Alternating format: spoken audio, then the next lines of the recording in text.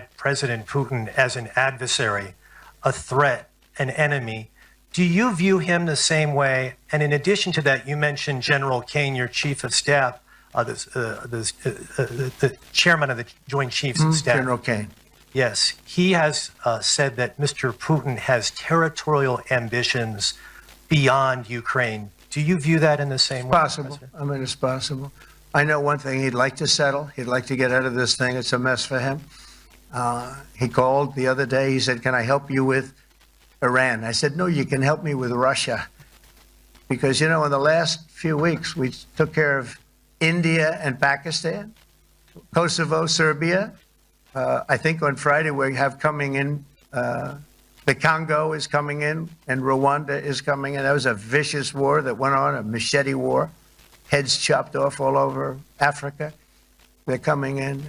We did 2 others in addition to that. Nobody's ever done anything like this.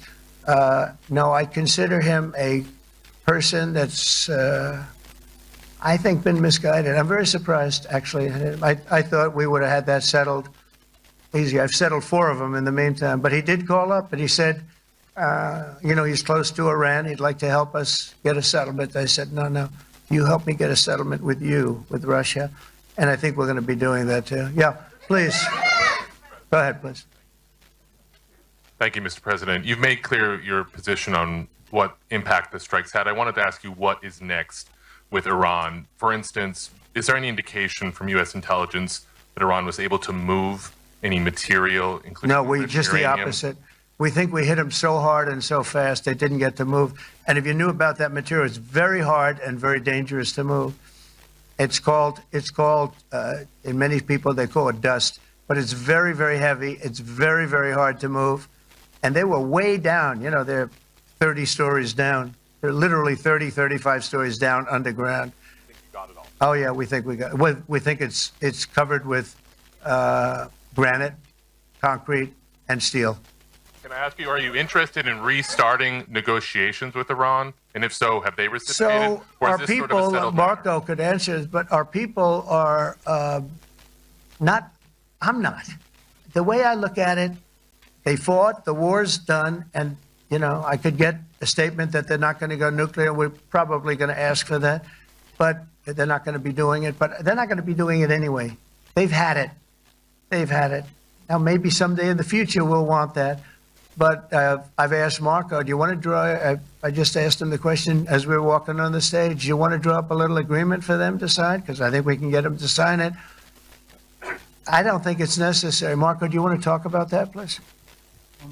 Mr. President, I think President Trump has shown a willingness to meet and talk to anybody in the world who's interested in peace. I don't know of any president that's been as willing as he has to meet with anyone and talk about peace. We'd love to have peaceful relations with any country in the world.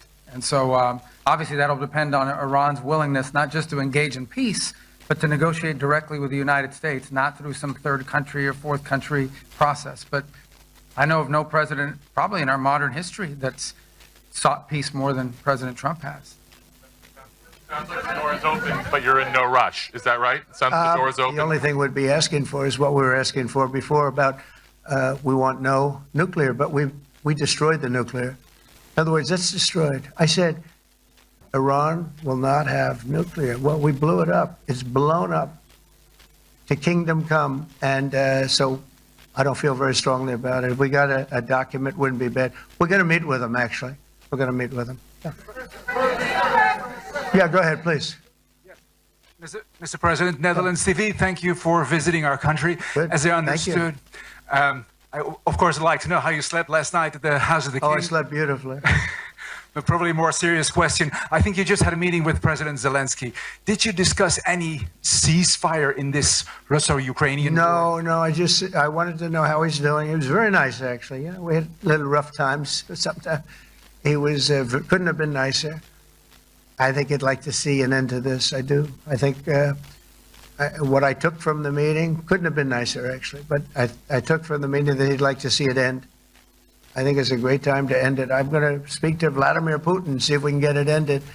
But look, these are brave people. They're fighting these wars all over the place. You know, last week they had I guess close, I told you, close to 7,000 young soldiers, Russian and Ukrainian soldiers were killed, 7,000 in 1 week. It's crazy. It's crazy. So I'll be speaking to Putin. No, I had a good meeting with Zelensky, and I had a lot of good meetings. We had a lot of good meetings with a lot of people, a lot of great leaders. But he's fighting a brave battle. It's a tough battle. Yeah. Go ahead, white dress. Thank you. Ida Hallikainen from Finland, Ilta-Sanomat. You have played golf with President Alexander Stubb. How do you see Finland as a NATO ally and partner, and how would you describe your relationship with our president? Well, he's a very good golfer, okay? In fact, he was on his college golf team. He went to a good college in the South, as you know, a very good college, and he was a good golfer. We had a good time. I think my relationship's great. I want to buy icebreakers. You know, you're very good at icebreakers. And I actually made him an offer. बोल बोल के थक गया क्या हुआ नया kid bag It's not old, it's fairly new, but it's used icebreaker, and I offered him about 1/3 of what he asked for. But we're negotiating. We need icebreakers in the U.S., and if we can get some inexpensively, I'd like to do that. Actually, they'll fix it up, make it good. Also, we may buy some icebreakers. You know that you're the king of icebreakers. That particular country, they make them good. They make them really good, and they know what they're doing. And so we're negotiating with them for about 15 different icebreakers, but one of them is available now. It's old, and it's, old. It's like 5-6 years old, and we're trying to buy it. I'm trying to make a good deal. It's all I do my whole life. My whole life, that's all I do is make deals. Yeah, please. Go ahead. Sir, go ahead. Yeah, a question for NewsHour, Dutch TV. First of all, on Article 5, on your way here, you spoke about the commitment of the U.S. to Article 5, saying, I'll give you my definition once we're here. What is your definition, and may the U.S. commitment to Article 5 change in case some of the NATO members do not reach the threshold that was discussed today? My second question is following up on a colleague on Iran. What intel reports do say that everything over there was obliterated? Yeah, well, there are numerous of those reports, and they're coming out fast and furious. But the most respected ones we've already seen. And I will say that on a very confidential basis, they're looking at the reports, like numerous reports, and including people going to the site and checking the site. And they're going to be having, I guess you're going to be having over the next couple of days we're going to encapsulate it. But no, the site was obliterated, just like I said it was. And just like the pilots should be given credit for. As far as Article 5, look, when I came here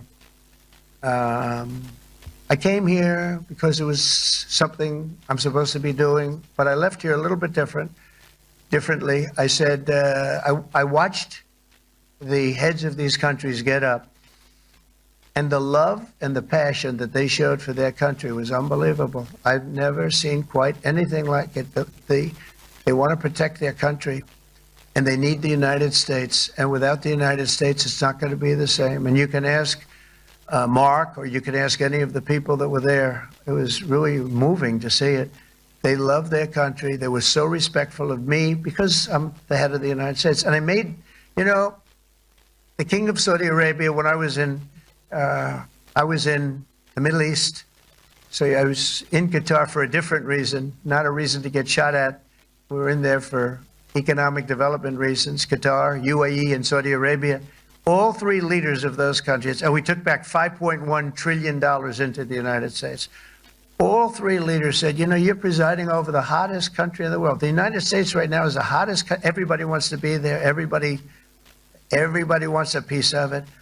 He said, a year ago, your country was dead. You had a deadhead running it. You had a country that was dead, and it was dead. You had people pouring through the borders. You had inflation. You had everything. He said, you've made it in 5 months at that time. You've made it the hottest country. This is the hottest country in the world. The United States right now is the hottest country in the world. And when I was around that table, it was a nice group of people, many of whom I knew from previous. when I saw the passion they had for the country, almost everyone, and you probably have the tapes, it was very public, but almost every one of them said, thank God for the United States. Without the United States, they couldn't really have NATO. It wouldn't work. It wouldn't work. It will in the future because now they're paying much more money, but it wouldn't work. It was great. And I left here differently. I left here saying that these people really love their countries. It's not a ripoff, and we're here to help them protect their country. Okay, we'll do one or two more. Thank you, Mr. President. Yeah. A question on Spain. Are you satisfied with today? Oh, I think Spain's terrible what they've done. No, I do. They're the only country that won't pay the full up. They want to stay at 2%. I think it's terrible. And, you know, they're doing very well. The economy is very well. And that economy could be blown right out of the water with something bad happening. You know, Spain is the only country that... Are you from Spain? Yeah. Good, congratulations. You're the only country that is not paying. I don't know what the problem is. I think it's too bad.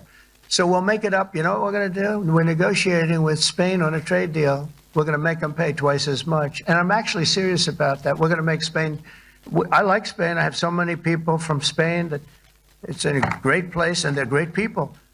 But Spain is the only country out of all of the countries that refuses to pay. And, you know, so they want a little bit of a free ride. But they'll have to pay it back to us on trade because I'm not going to let that happen. It's unfair. It's unfair to NATO. All right, sir, please. Go ahead, right in the back. Yeah, you, tall one. The tall man.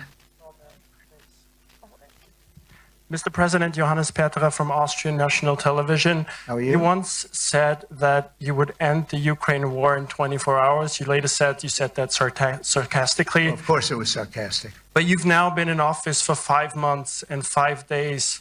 Why have you not been able to end the Ukraine war? Because it's more difficult than people would have any idea.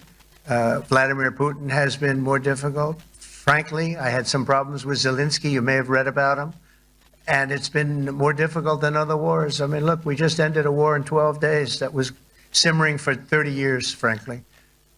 We ended Rwanda and the Congo. They're coming to sign the documents. We've already signed basic documents, but they're coming, I think, to the White House on Friday. We ended Serbia was going to go at it. But maybe the most important of all, India and Pakistan. And that wasn't whether or not they may someday have nukes like we're talking about in the Middle East, like we're talking about with Israel and Iran. This is they have nuclear weapons. I ended that with a series of phone calls on trade. I said, look, if you're going to go fighting each other, it was getting very bad. You know how bad that last attack was. It was really bad. If you're going to go fighting each other, we're not doing any trade deal. No, no, no, you have to do a trade deal. I said, we're not doing any trade deal. And in fact, I had the general, who was very impressive. The general from Pakistan was in my office last week. You know, Prime Minister Modi is a great friend of mine. He's a great gentleman. He's a great man. And I got them to reason. I said, we're not doing a trade deal if you're going to fight. And if you're going to fight each other, we're not doing a trade deal. And you know what? He said, no, I want to do the trade deal. We stopped the nuclear war. Go ahead. Go ahead, Jeff. Here's another beauty, Jeff. He's a beauty, all right. Go ahead. Mr. President, to follow up on Ukraine, will the United States contribute any more money to Ukraine's defense this year to the $5 billion that allies are giving? And one question, you had another meeting with the Dutch opposition leader, Mr. Wilders. Can you tell us about that meeting? And are you upset about his anti-Muslim stance? I'm not upset about it. It's just his view. He's unhappy with the way things are going in this country and various countries. He was an opposition leader. And I was asked to meet with the opposition leader by the people that are running. I think they have some deal where if you have a meeting, you're supposed to meet with an opposition leader. I said, that's strange. We don't do that. But I met with I didn't know him. He seemed like a very nice guy, but he's in opposition to the current people, and that was set up by the current people. So I assume when I met with the Prime Minister, you're supposed to meet with the opposition. We'll have to try that sometime in our country. Let's not do it. But I thought he was very good. As far as money going, we'll see what happens. There's a lot of spirit. Look, Vladimir Putin really has to end that war. People are dying at levels that people haven't seen before for a long time. Go ahead. Go ahead. White shirt. Oh, she's all excited. Okay. So, BBC News Ukrainian. I would Where are like you to from? ask you. I'm from Ukraine. Oh. So my question to you is whether or not the U.S. is ready to sell anti-air missile systems Patriot to Ukraine. We know that Russia has been pounding Ukraine really heavily right now. Are you living yourself now in Ukraine? My husband is there. Wow. And I can see you're very, it's amazing. And me with the kids, I'm in Warsaw actually, because he wanted me to be Is your there. husband a soldier? No? He's there now? Yeah. Wow. That's rough stuff, right? That's tough. And you're living here? In Warsaw. And you're a reporter? I am. Good. So let me just tell you, they do want to have the missiles, okay, as they call them, the Patriots. And we're going to see if we can make some available, They're very hard to get. We need them too. We were supplying them to Israel, and they're very effective, 100% effective. Hard to believe how effective. And they do want that more than any other thing, as you probably know. That's a very good question, and I wish you a lot of luck. I mean, I can see it's very upsetting to you. So say hello to your husband, okay? Thank you. Go ahead. Thank you. Thank you, Mr. President. You were criticizing... Where are you from? Bloomberg News. Oh, Bloomberg. That's wonderful. You were criticizing the Federal Reserve Chair before coming to this summit. Yeah, I think he's terrible. I was wondering if you've begun interviewing different candidates for the Fed pick. Yeah, I know within 3 or 4 people who are going to pick. I mean, he goes out pretty soon, fortunately, because I think he's terrible. We have no inflation. We have a tremendous economy. Hundreds of billions of dollars of tariff money is pouring in. Factories are being built because they don't want to pay the tariffs, so they're building them all over the country. I think we're close to $15 trillion. I told you $5.1 trillion from the Middle East alone, but of investment money coming in. There's never been anything like that in the history of our country. But we have no inflation. And we have borrowing because Biden, stupidly, they did short-term debt. So we have borrowing coming up. And, we'll go 10 years, maybe longer, maybe shorter, but we'll go a long period of time when we do the debt. And because of him, because of this guy, we will have to pay for years. We'll be paying for him. And I said to him, listen, there's no inflation. He says, but maybe there'll be some. That's true. I said, if there is some, what you do is raise the rate. I'm okay with that. You raise the rate in 2 years from now or in a year from now. But because the rate's high, we have to pay more for debt. It's pretty equal. In other words, if it's 4%, it's 4%. If you drop it a point, you'll pay 3%. So it's fairly equal, not necessarily, but fairly equal. So we're going to end up paying maybe 2 points or 3 points more.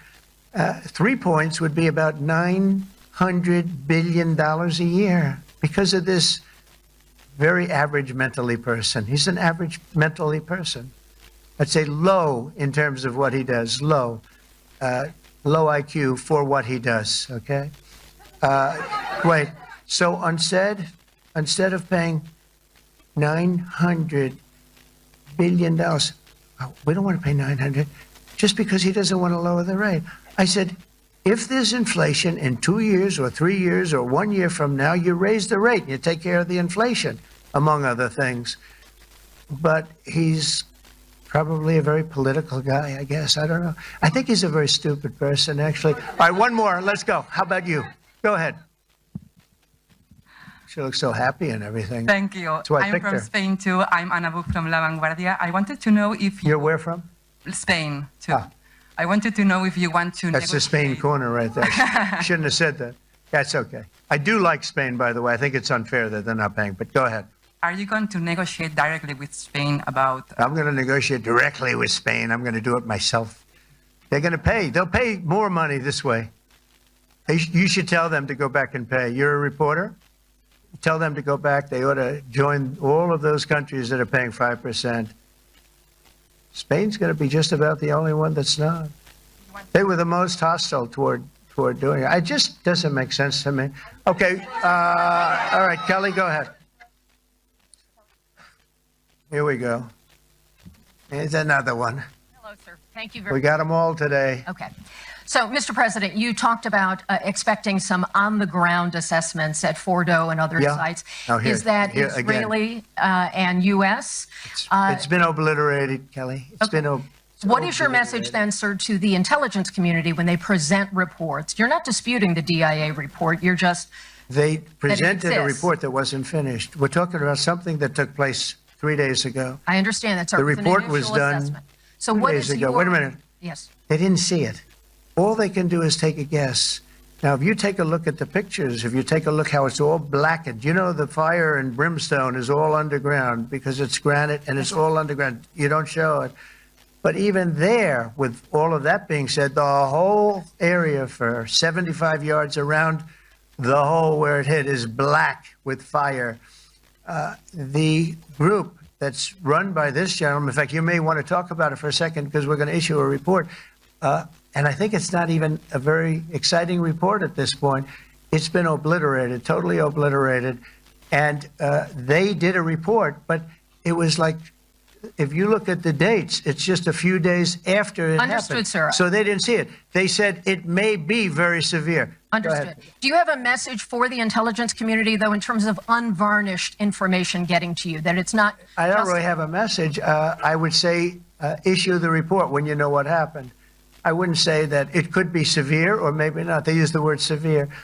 It could be severe or maybe it's not. And briefly, So people like you picked up and said, oh, it's not severe. We're just no, looking for the the facts. report was not a complete report. Yeah, the message was probably wait till you know the answer before you. and go sir, ahead. did you not have a public component to your Zelensky meeting for a tactical reason with President Putin? Let him answer this. Hello, Mr. Secretary. Yeah. There's a reason the president calls out fake news for what it is. These pilots, fighters, these air defenders, the skill and the courage it took to go into enemy territory flying 36 hours on behalf of the American people and the world to take out a nuclear program is beyond what anyone in this audience can fathom. And then the instinct of CNN, the instinct of the New York Times is to try to find a way to spin it for their own political reasons to try to hurt President Trump or our country. They don't care what the troops think. They don't care what the world thinks. They want to spin it to try to make him look bad based on a leak. Of course, we've all seen plenty of leakers. And what do leakers do? They have agendas. And what do? Do they share the whole information or just the part that they want to introduce? And when they introduce that preliminary report that's deemed to be a low assessment, you know what a low assessment means? Low confidence in the data in that report. And why is there low confidence? Because all of the evidence of what was just bombed by 12 30,000-pound bombs is buried under a mountain, devastated and obliterated. So if you want to make an assessment of what happened at Fordo, you better get a big shovel and go really deep, because Iran's nuclear program is obliterated. And somebody somewhere is trying to leak something to say, oh, with low confidence, we think maybe it's moderate. Those that dropped the bombs precisely in the right place know exactly what happened when that exploded. And you know who else knows? Iran. That's why they came to the table right away, because their nuclear capabilities have been set back beyond what they thought were possible because of the courage of a commander-in-chief who led our troops, despite what the fake news wants to say. But you're not. Well, thank you very much. This is the report said what it said, and it was fine. It was severe, they think, but they had no idea. They shouldn't have issued a report until they did. But we've gotten the information. I think Pete said it better than you can say it. And you know, you should be proud, you, especially you, should. So you just mentioned that you want to learn Python. So do not learn Python in manual way in 2025, because learning Python in manual way will take you at great risk, a big chance that they'd never come back home and see their husbands or their wives. Let me just tell you, you and NBC, fake news, which is one of the worst, and CNN, New York Times are all bad. They're sick. There's something wrong with them. You know what? You should be praising those people instead of trying to find some. By getting me, by trying to go and get me, you're hurting those people. They were devastated. You know, I got a call from Missouri, great state, that I won 3 times by a lot. And I got a call that the pilots and the people on the plane were devastated because they were trying to minimize the attack. And they all said it was hit. but we don't think it was really maybe hit that badly. And they were devastated. They put their lives on the line, and then they have, and I'm not referring to you, but real scum come out and write reports that are as negative as they could possibly be. It should be the opposite. You should make them heroes and heroines. You should make them really people that they were so devastated when they heard this news. And you know what they said? One of them, I spoke to one of them, said, "Sir, we hit the site. It was perfect. It was dead on." Because they don't understand fake news, because they have a normal life, except they have to fly very big, very fast planes. But it's a shame. You should be making them heroes. All right, in the back. Go ahead, back, white, yeah. White jacket, yeah. Go ahead, give my mic. Hello. Deborah Haynes from Sky News. Mark Rutte, the NATO chief, who is your friend, he called you daddy earlier. Do you regard your NATO allies as kind of children? No, he likes me. I think he likes me. If he doesn't, I'll let you know. I'll come back and I'll hit him hard, okay? No? He did it very affectionately. Daddy, you're my daddy.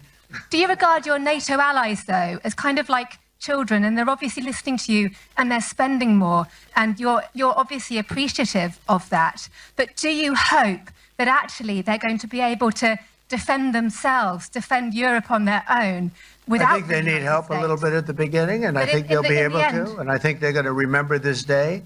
And this was a big day for NATO. You know, this was a very big day. They took it.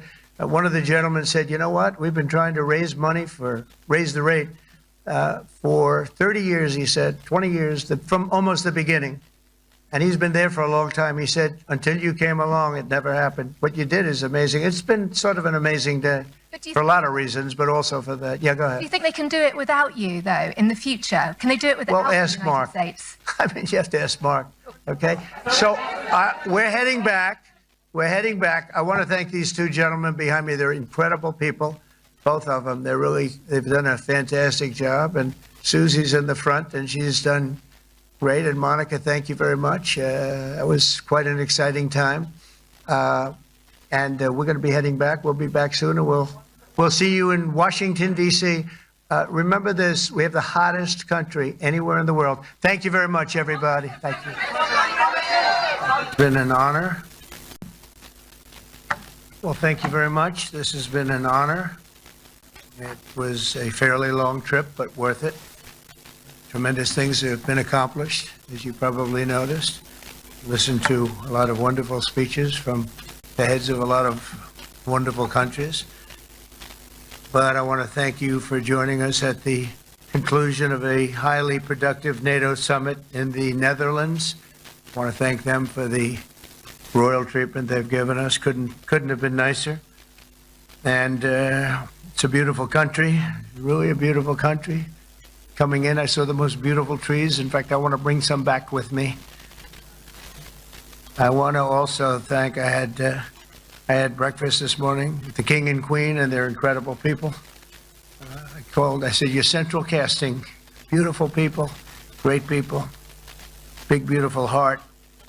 And I enjoyed that. And also NATO Secretary General Mark Rutte, who's been terrific. He's been a friend of mine, used to be right here running this wonderful country. Now he's the NATO Secretary General. He's doing a fantastic job. And the Prime Minister, we appreciate everything you've done. And as you know, last weekend, the United States successfully carried out a massive precision strike on Iran's nuclear enrichment facilities, and it was very, very successful. It was called obliteration. No other military on earth could have done it, and now this incredible exercise of American strength has paved the way for peace with a historic ceasefire agreement late Monday, and we call it the 12-day war. Spoke to a few people. I guess that just sounded like the right name. It was a 12-day war. And we think it's over. I don't think they're going to be going back at each other. I don't think so. Not only have we dealt decisively with the critical threat of Iran's nuclear program, which was what I wanted. I said, Iran cannot have a nuclear weapon. I've said that for 15 years, long before I decided to do the political thing, but we've also reasserted the credibility of American deterrence, which is like no other. The people at NATO said there's never been anything. You know, I rebuilt the entire military during my first term, and we have a great military. We have great generals. Got to know the good ones and the bad ones. We kept the good ones. Over the past 2 days, I was honored to participate in the NATO leaders meeting and also had extremely good individual discussions with the King and the Queen, Secretary General Rutte, and the Prime Minister. Great discussions. Very knowledgeable people. Major focus of our conversations at the summit was the need for other NATO members to take up the burden of the defense of Europe, and that included the financial burden. As you know, it was 2%, and we got it up to 5%. And they said, a couple of them came up to me, one in particular said, "Sir, we've been trying to get it up to 3% for 20 years, and we haven't been able, and you got it up to 5%. So they're going to be, most of them, I guess almost all of them, are going to be contributing now 5%, a number that people are surprised at, but you need it today. The United States accounts for 2/3 of all NATO defense spending, and since I began pushing for additional commitments in 2017, believe it or not, our allies have increased spending by $700 billion. I said to people, you don't have any money, and a lot of them weren't paying. And so I started the process, and I picked it up as soon as I got back, which is 6 months ago. And following my election last November, almost all have accelerated plans to reach the 2%, 3%, 4%, and then ultimately, very quickly, 5%. And all of this is going to be done very quickly, almost immediately. You probably know this as well as I do. I'm sure they've been talking about it. It's really been a big focus. In a very historic milestone this week, the NATO allies committed to dramatically increase their defense spending to that 5% of GDP, something that no one really thought possible. And they said, "You did it, sir, you did it." Well, I don't know if I did it, but I think I did. This will be known as the Hague Defense Commitment, which is pretty good, pretty appropriate. When the allies reach this number, it will add more than $1 trillion a year. Think of that, $1 trillion per year to our common defense. And this is a monument really to victory, but it's a monumental win for the United States, because we were carrying much more than our fair share. It was quite unfair, actually. But this is a big win for Europe and for actually Western civilization. For years, past administrations failed to get most allies to contribute even the 2%. I remember when I came here, we had 4 countries that were up to 2%. And I remember Poland was there. A couple of them were there. And but most of them were. We had 28 at the time. As you know, it's increased a little bit. And they've agreed now to more than double their budgets in all cases. And Europe stepping up to take more responsibility for its security will help prevent future disasters like the horrible situation with Russia and Ukraine. And hopefully we're going to get that solved. Last week they lost 7,000 soldiers, mostly soldiers, but they're also getting hit in Kiev. They're getting hit in some of the towns also. And that means life. Life is disappearing also in the cities and towns. Should have never happened, would have never happened if I was president. I've said it 1,000 times. And it never did happen. It's never even thought about. But it's vital that this additional money be spent on very serious military hardware, not bureaucracy. And hopefully that hardware is going to be made in America, because we have the best hardware in the world. You saw that, where 14 missiles were shot at us the other day. And they were very nice. They gave us warning. They said, "We're going to shoot them. Is 1 o'clock okay?" They said, "It's fine." And everybody was emptied off the base, so they couldn't get hurt except for the gunners. They call them the gunners. And out of 14 high-end missiles that were shot at the base in Qatar, all 14, as you know, were shot down by our equipment. Amazing stuff. Amazing that they can do. It's like shooting a bullet with a bullet. It's the same thing if you think about it. 14 out of 14, and they weren't even that surprised. I said, "You do that well often?" They say we pretty much do, sir.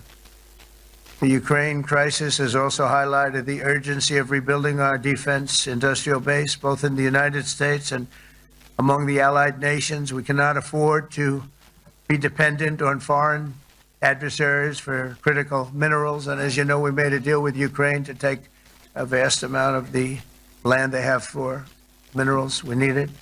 And once again, I want to thank all of the people in the Netherlands, incredible people. It's a great place. And all of the NATO allies for the tremendous summit that we just had. A letter just came in, and the state